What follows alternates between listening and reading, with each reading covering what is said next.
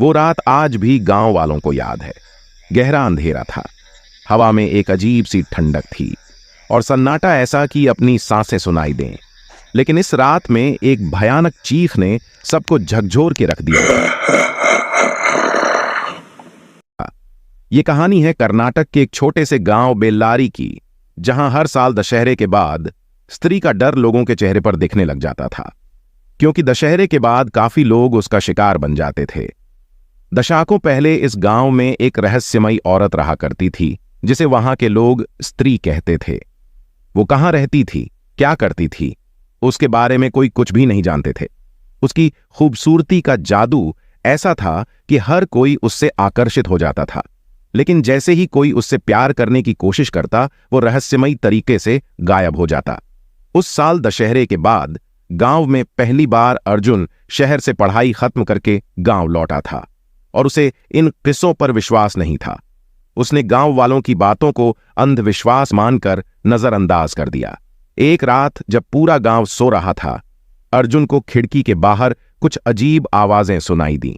उसने खिड़की से बाहर झांक कर देखा तो उसे काली सी परछाई दिखाई दी। अर्जुन ने हिम्मत करके बाहर जाने का फैसला किया।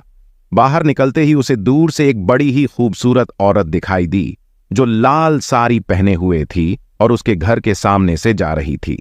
अर्जुन ने चुपके से उसके पीछे जाने का फैसला किया। वो धीरे धीरे उसके पीछे चलता रहा। वो औरत अचानक से मुड़ी और उसकी आंखें जैसे पूरी लाल हो गई थीं, मानो उसकी आंखों से खून निकल रहा है। अर्जुन थोड़ा डर गया था। अर्जुन ने हिम्मत करके धीमी आवाज में कहा, तुम कौन हो?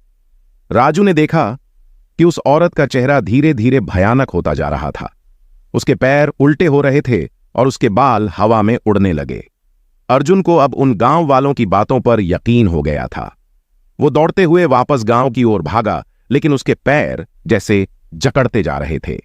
जैसे तैसे उसने अपने आप को छुड़ाया और गांव पहुंचकर मंदिर में जाकर छिप गया। गांव वाले भी अर्जुन की आवाज सुनकर मंदिर में जमा हो गए। गांव के एक जाने माने पंडित ने मंत्रोच्चार शुरू किया। वैसे ही स्त्री की चीखें वहां पर गूंजने लगे। फिर अचानक सब कुछ शांत हो गया। सुबह होते ही राजू ने देखा कि मंदिर के दरवाजे पर कुछ लिखा हुआ था, ओ स्त्री, कल आना। गांव वाले जान गए कि स्त्री अब भी वापस आ सकती है। इसलिए अर्जुन ने ठान लिया कि वो इस रहस्य को सुलझा कर ही रहेगा। अर्जुन ने गांव के बुजुर्गों से स्त्री की पुरानी कहानियां सुनी और एक बाबा से जाना कि इस आत्मा को मुक्ति दिलाने के लिए क्या करना होगा। अगली रात अर्जुन और गांव वालों ने स्त्री के मुक्ति के लिए हवन की तैयारी की और रात का इंतजार करने लगे।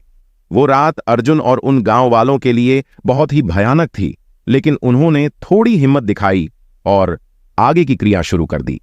अचानक से तेज हवा चलने लगी और एक अजीब सा अंधेरा छा गया, जैसे कोई काली आत्मा वहां आ गई हो।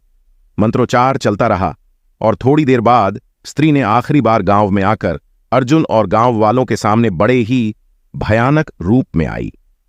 अर्जुन और गांव ने स्त्री से माफी मांगी और उसकी आत्मा को शांति देने की प्रार्थना की।